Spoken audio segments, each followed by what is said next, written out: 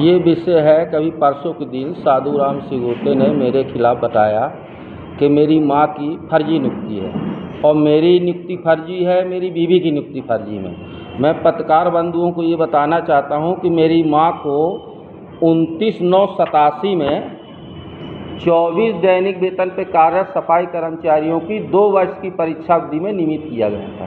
ये नगर निगम आयुक्त महोदय का आदेश है। एक दूसरा, मेरी बुद्ध सिंह सनाब स्वर्गीय रामलाल के स्थान पर अनुकंपा नियुक्ति की गई थी। तीसरा, मेरी बीवी का, मेरी माँ भी जीवित है और ईश्वर उनको जीवित रखे, सेवा भर्ती अधिनियम में ये नियम है कि नगर पालिका में कार्यरत सफाई कर्मचारी के पदों पे अगर वो 62 वर्ष की आयु पूर्ण होते हैं तो उनके परिवार को एक सदस्य को नियमित नियुक्ति देने का प्रावधान है, जिस आदेश के तहत मेरी पत्नी का हुआ। ये सेवा भर्ती नियम है और सेवा भर्ती नियम में ये एक्ट में स्पष्ट दिए हुए हैं। ये स्पष्ट उनके परिवार को एक सदस्य को नियमित नियुक्ति देने का प्रावधान है। ये वाला जो टिप्पणी है। अब मैंने दीपा को विनोद का जो प्रकरण उठाया वो मेरे पास लेख है सूचना अधिकार के तहत।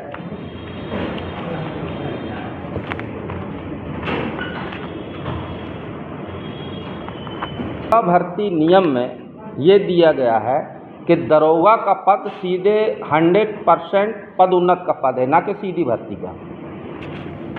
और उसमें दैनिक जागरण प्रेस में निकला था कि कार्यरत सफाई कर्मचारी को पहले प्राथमिकता दी जाएगी। मैंने सूचना अधिकार के तहत निकाला। ये सूचना अधिकार की कॉपी है। इसमें लिखा है दीपक सनाफ विनोद, दीपक सनाफ मोहन, विनोद सनाफ मोहन सन 1995 से लेकर 97 तक ये विभाग में कार्यरत नहीं थे, जिसकी ये कॉपी है। इनके द्वारा कूट रचित दस्तावेजों को पेश करके दरोगा का पद अपनाया है। जबकि एक हमारे यहाँ मुन्ना छकोड़ी थे, कार्यरत थे, कोमल झलकन थे, वो कार्यरत थे, उनका नहीं किया गया। 3 पद निकले हुए थे, 2 की ही नियुक्ति हुई, क्योंकि ये मध्य प्रदेश सफाई कर्मचारी महासंघ के अध्यक्ष थे साधु राम सिगोते। इनका इस तरह से कारण है। अब आ जाइए बाल नियुक्ति पर। बाल नियुक्ति कैसे हुई, कहाँ हुई, ये बोल रहे हैं कि बुद्ध सिंह के द्वारा की गई, जबकि प्रकाश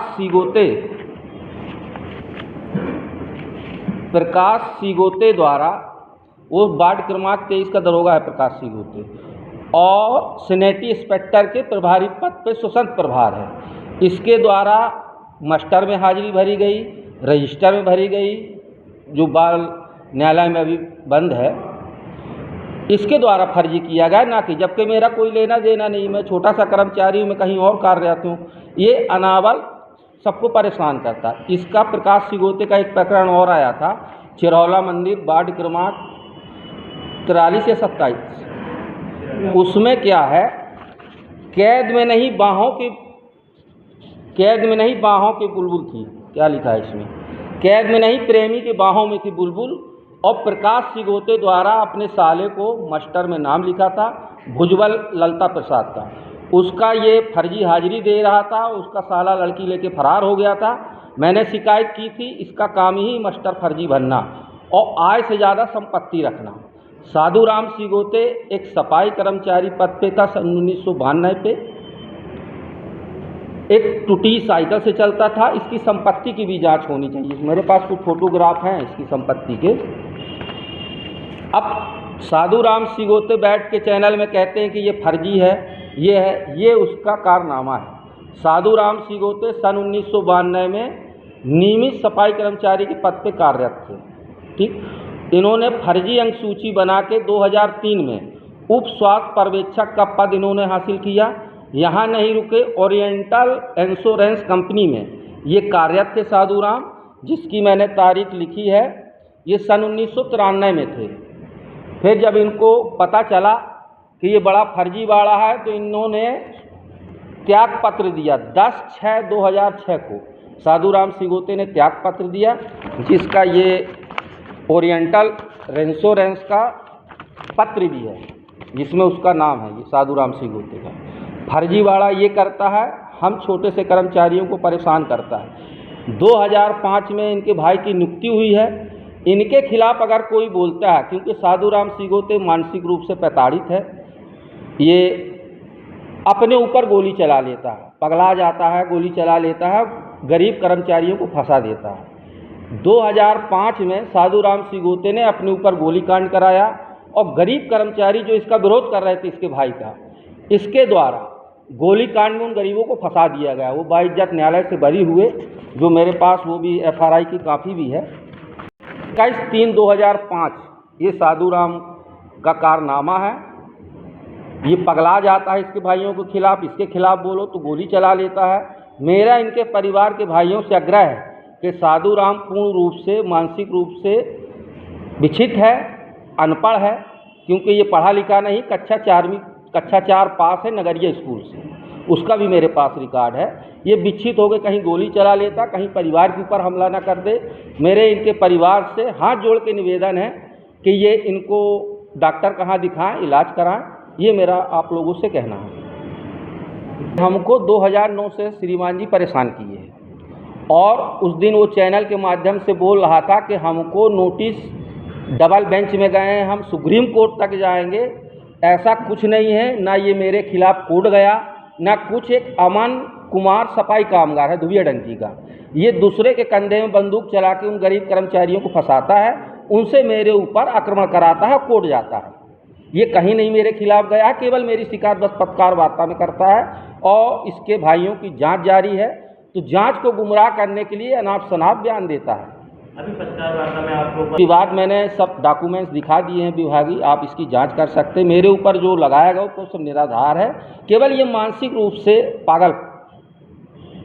से पागल जो व्यक्ति अपने ऊपर गोली चला सकता है, 5 लोगों को गिरफ्तारी करा सकता है, फिर वो बेचारे कोर्ट में पेश हुए हैं, तब उनकी जमानत हुई है, फिर वो बाइज्जत बरी हुए। मैंने ये कागज दिखाया आपको। अभी ये शिकायत कहाँ की है? अभी मैंने जिला कलेक्टर, संभागीय कमिश्नर साहब को मैंने आवेदन दिया है,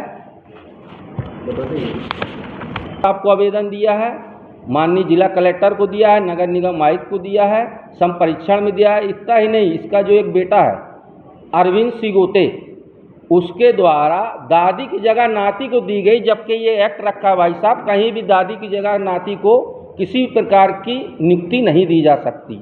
अगर वो सेवा निर्मित हुए होते तो ठीक है, एक्ट में है, लेकिन वो स्वच्छ सेवा निर्मित है, अपने से सेवा उन्होंने समाप्त की है और अपने फर्जी डॉक्यूमेंट्स लगा के, अपनी माँ का फर्जी शपथ पत्र दे के, फर्जी आवेदन दे के कि मैं सेवा निर्मित हुई हूँ, और इसने नियमित नियुक्ति पा ली गई है। ये भी एक जांच का विषय, इसकी लड़के की भी जांच होनी चाहिए, जो मैंने आवेदन दे दिया है नगर निगम में 13 तारीख को। इसके घर में सब फर्जी हैं, केवल ये दूसरों को फर्जी बताना चाहता है। यही मेरा आप लोगों से कहना है, आप लोग विधिवत जांच करिए, मैंने डॉक्यूमेंट्स दिखा दिए हैं। धन्यवाद। साधुराम सिगोते ने एक पत्रकार वार्ता खिलाई, जबकि ये उप स्वास्थ्य पर्यवेक्षक का वार्ड क्रमांक 22 में कार्यरत है। 3:30 बजे ये छुट्टी नहीं लिए था।